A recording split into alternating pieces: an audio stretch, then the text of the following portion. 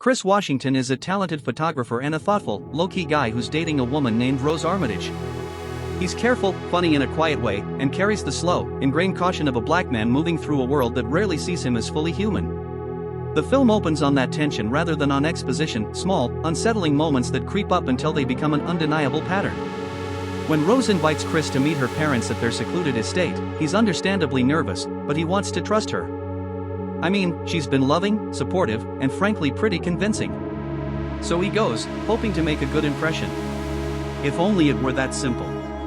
They drive out to the Armitage family home, a big, manicured property in the countryside. Rose's parents, Dean and Missy Armitage, are the very picture of liberal sophistication, smiling, welcoming, and quick to insist they would never be racist. Their behavior is laced with microaggressions masked as compliments, like the way Dean enthusiastically praises Chris's physique and athleticism, an eyebrow-raising combination of condescension and fascination. It's the kind of thing that reads as oddly performative, and Chris notices. He's polite, but he's not naive. Rose's brother Jeremy is a jittery, aggressive presence, flashy, rude, and unnervingly physical. The house staff, Georgina and Walter, are reserved to a point that's not merely shyness. There's a strange, frozen quality about them, and Chris feels it. They smile too big, speak too little, and are always a fraction out of step. Early on, the movie plays like a slow, elegant psychological study, an extended discomfort exam. Jordan Peele builds tension not with jump scares but with the accumulation of oddities. A deer is hit by a car on their way. The symbolism is on the nose but purposeful. Chris is black, Rose is white, and the Armitage family's brand of benevolent racism keeps revealing itself in small ways. Dean calls Chris a friend to his face while objectifying him in subtext. The guests at a garden party survey the black help as if they were displays, and Missy, a psychiatrist, probes Chris's mental hang-ups under the guise of kindness.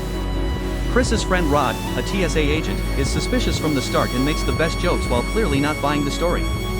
He's the only character who calls things out bluntly, and his comedic relief serves as a narrative warning bell.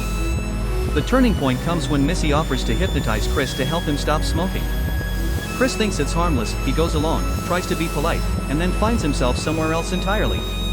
Under Missy's eyes, interior walls fall away and he's dropped into the sunken place, a terrifying void where his body remains active but his consciousness is stuck in a powerless, watching state. It's one of the film's most potent images, a man behind a screen, screaming but silent, an awareness immobilized by someone else's control. From the moment Chris experiences that, the tone hardens from creepy to dangerous. He's been put into an existential prison. Before that, though, the film teases us with a series of discoveries that look like paranoid fantasy and then harden into horror. At a garden party hosted by Rose's parents, Chris meets an assemblage of white elites who treat black bodies like curiosities. They ask invasive questions, act as if race is a compliment instead of a lived reality, and at one point openly bid on Chris as if he were cattle. This is gross, and Peele doesn't let us look away. Chris takes a photo at the party and later notices something off, a sudden sense that the black people around him are not simply living, they're trapped in some manner. He starts to see connections. He learns about a missing black student he recognizes from a photograph, and that's when the premise snaps into focus. The Armitage family is not just weird, they run a sinister operation.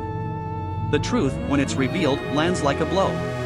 The Armitages, it turns out, have been luring black people to their mansion, hypnotizing and brainwashing them, and then performing a surgical procedure called the coagula to transplant the minds of affluent white clients into black bodies. It's grotesque body horror met with social commentary, the literal colonization of black flesh by white desire and legacy. The people who serve the family, Georgina and Walter, are actually the hollowed-out remnants of former victims, smiling, compliant, and clearly not themselves.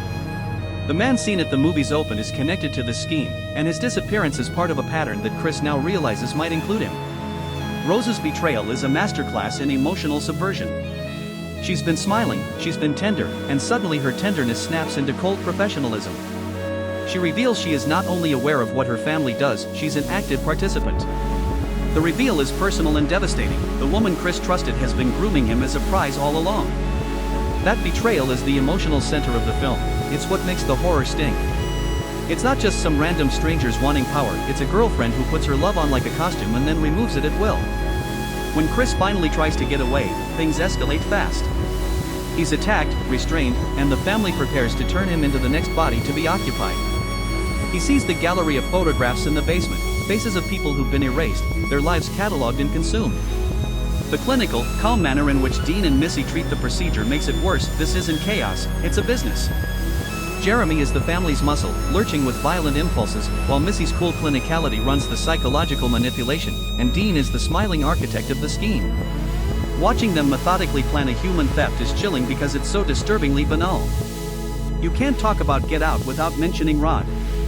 He's a committed comic relief, yes, but his role is crucial and oddly heroic.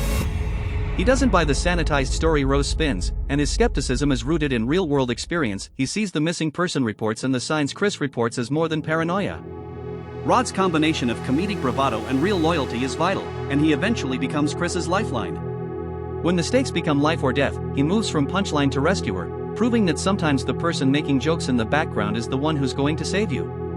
There are fight scenes, tense, up close, messy, and they feel earned because Chris isn't some action movie hero, he's a survivor improvising with fear and grit.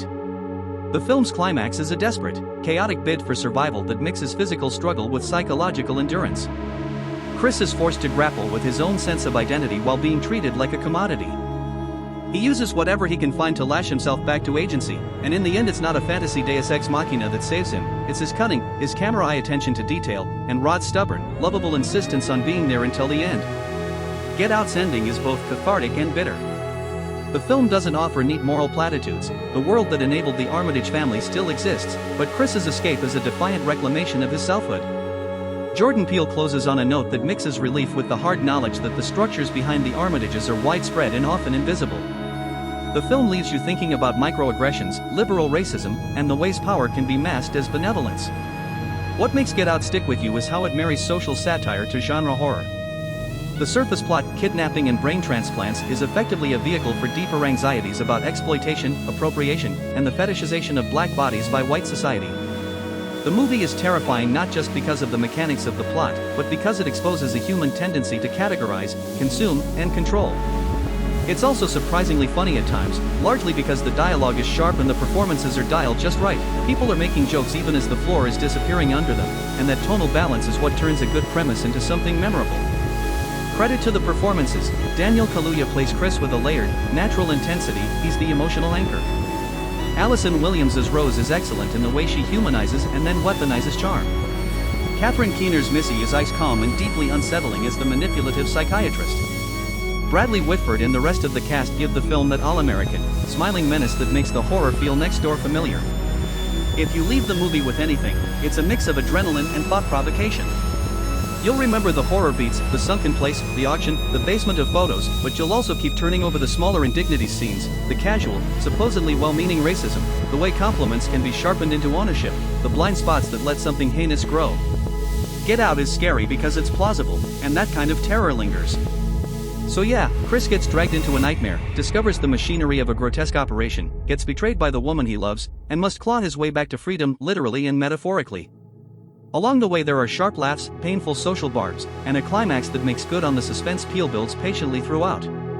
It's a movie that rewards attention and invites conversation, and even when it's wrapped up, the things it's about, race, power, the misuse of empathy, keep echoing in your head.